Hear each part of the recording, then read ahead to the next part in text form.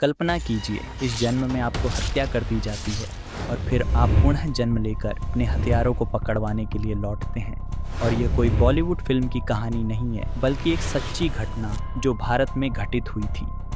सिर्फ 5 साल के एक छोटे से बच्चे ने अपनी पिछली जिंदगी के हथियारों को पहचान कर दुनिया भर में तहलका मचा दी। पूरा पुलिस डिपार्टमेंट हैरान हो गया जब इस केस को सुलझाने गए। क्या सच में पुनर्जन्म होता है? 5 साल के एक छोटे बच्चे ने कैसे 2 हथियारों का पता दिया? यह वीडियो एक पुनर्जन्म की घटना पर आधारित है, जिसे सुनते हुए आपको यह विश्वास ही नहीं होगा, क्या सच में ऐसा भी कुछ हो सकता है? 10 दिसंबर 1983 को उत्तर प्रदेश के एक गरीब परिवार में एक बच्चे का जन्म हुआ। उसका नाम तोरण सिंह रखा गया, लेकिन सभी उसे प्यार से टिट्टू कहकर बुलाते थे। आगरा शहर से 17 किलोमीटर दूर बारगांव में टिट्टू का परिवार रहता था। टिट्टू 6 भाई बहनों में सबसे छोटा था, लेकिन जब वह केवल 2 साल का था, उसने कुछ अजीब बातें कहनी शुरू कर दी। साल था 1985। टिट्टू की उम्र बस 2 साल थी। आमतौर पर इस उम्र के बच्चे बोलना सीखते हैं, और जब बच्चे बोलना शुरू करते हैं तो परिवार में खुशी की लहर दौड़ जाती है। लेकिन टिट्टू के मामले में ऐसा नहीं हुआ। 2 साल के टिट्टू ने अपने घर वालों से कहा, यह मेरा घर नहीं है, मेरा असली घर आगरा में है। पापा से कहो कि मेरी पत्नी और मेरे 2 बच्चों का ख्याल रखें। आप लोग मुझे यहाँ खाना तो खिला रहे हो, पर मेरी पत्नी और बच्चों के लिए मैं बहुत परेशान हूँ। शुरुआत में टिट्टू के घर वाले उसकी इन बातों को ज़्यादा तवज्जो नहीं देते थे। उन्हें लगता था कि यह किसी बच्चे की मासूम कल्पना है। लेकिन जैसे जैसे दिन बीतने लगे, टिट्टू की बातें और तेज़ होती गईं। वह लगभग हर रोज़ कहने लगा, मैं यहाँ गलती से आ गया हूँ, मुझे आगरा पर ले चलो। उसकी आवाज़ में एक अजीब सी दृढ़ता थी, जैसे वह किसी सच्चाई को बार बार साबित करना चाहता हो। यह बात घर वालों को सोचने पर मजबूर करने लगी। साल 1988 में टिट्टू की उम्र केवल 5 साल। एक दिन अचानक उसने अपने परिवार वालों के सामने बोल पड़े, मेरा नाम सुरेश वर्मा, मेरी पत्नी का नाम उमा वर्मा और मेरे 2 बेटों के नाम रुमू और सोमू। मैं आगरा में रेडियो की दुकान चलाता हूँ और मेरी दुकान का नाम है सुरेश रेडियो। आज से 5 साल पहले जब मैं अपनी दुकान से कार चलाकर घर लौट रहा था, मेरी घर के पास ही 2 लोगों ने मुझे गोली चलाया और गोली जाकर मेरी सिर पर लगी थी। अब ज़रा सोचिए, अगर एक 5 साल का बच्चा इतनी गहरी और भयानक बातें करने लगे और वह अपने पिछले जन्म की मौत का विवरण इस तरह बताए, तो उसके परिवार वालों पर इसका क्या असर होगा? परिवार वाले जो अब तक उसकी बातों को अजीब मानकर नज़रअंदाज कर रहे थे, अब उनकी चिंता डर में बदलने लगी। गांव में हर कोई कहने लगा कि टिट्टू पर भूत का साया है। इसका कारण भी साफ था। 5 साल के टिट्टू का बातें और व्यवहार ने बिल्कुल एक अधेड़ उम्र के व्यक्ति जैसी थी। वह गांव के छोटे बच्चों के साथ खेलना नहीं चाहता था। यहाँ तक कि वह अपने घर वालों से भी कहता, मेरे पास अपनी कार है, मेरी पत्नी महंगी साड़ियाँ पहनती है, मैं तुम लोगों की तरह गरीब नहीं हूँ। टिट्टू की ऐसी बातें ने पूरे परिवार और गांव में डर और हैरानी का माहौल बना दिया। टिट्टू यहाँ तक कि अपने घर वालों को धमकी देने लगा, मुझे मेरे घर ले चलो, नहीं तो मैं यहाँ से भाग जाऊँगा। उसकी ऐसी धमकियाँ सुनकर घर वाले भी सोच में पड़ गए। आखिर यह सुरेश वर्मा कौन है जिसकी बात टिट्टू बार बार करता? क्यों वह किसी और के घर जाने की जिद कर रहा है?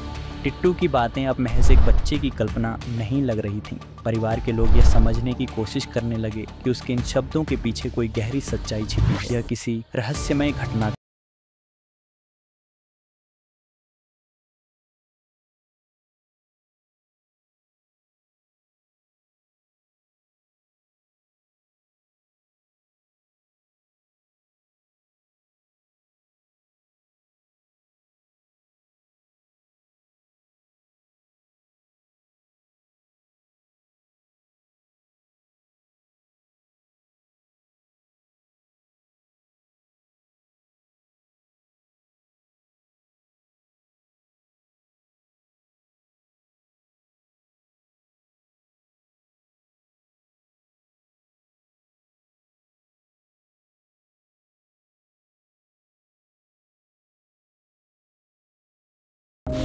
लेकिन सुरेश वर्मा की हत्या के ठीक 4 महीने बाद उत्तर प्रदेश के आगरा से लगभग 13 किलोमीटर दूर स्थित बिडगांव में टिट्टू का जन्म हुआ।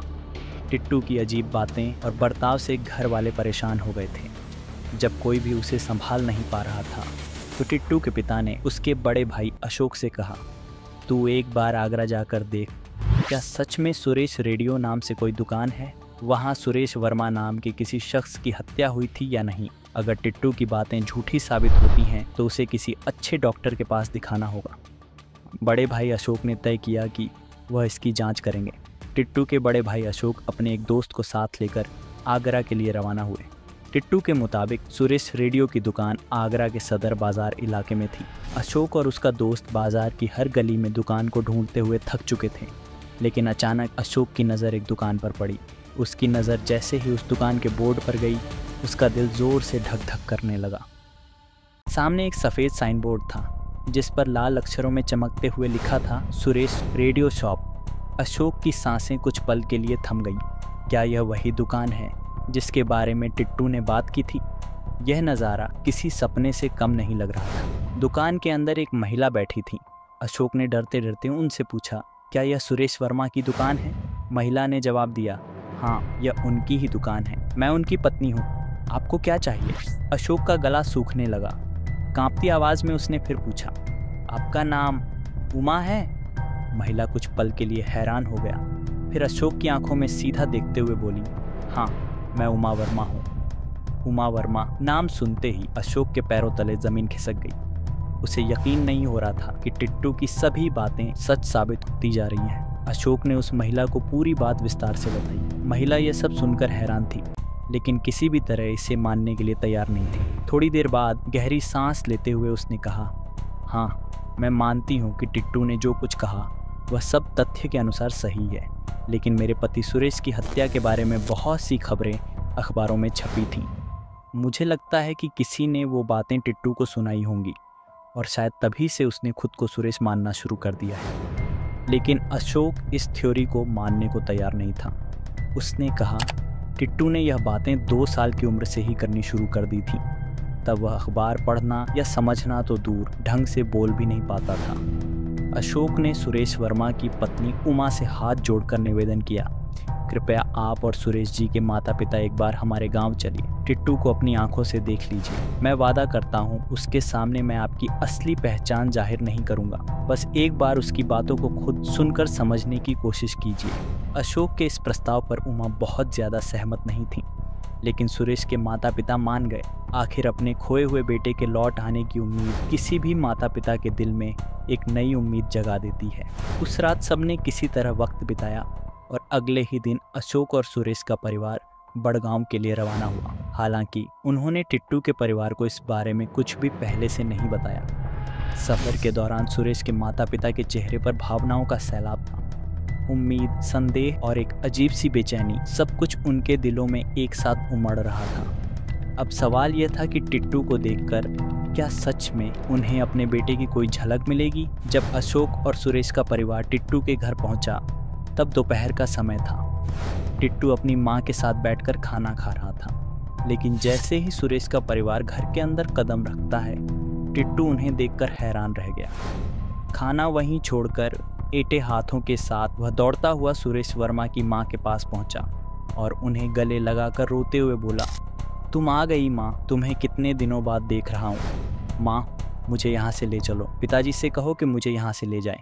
टिट्टू के इस व्यवहार ने अशोक और उसके पूरे परिवार को पत्थर जैसा स्तब्ध कर दिया। सब जैसे समय में ठहर गए। तभी टिट्टू की नज़र उमा वर्मा पर पड़ी।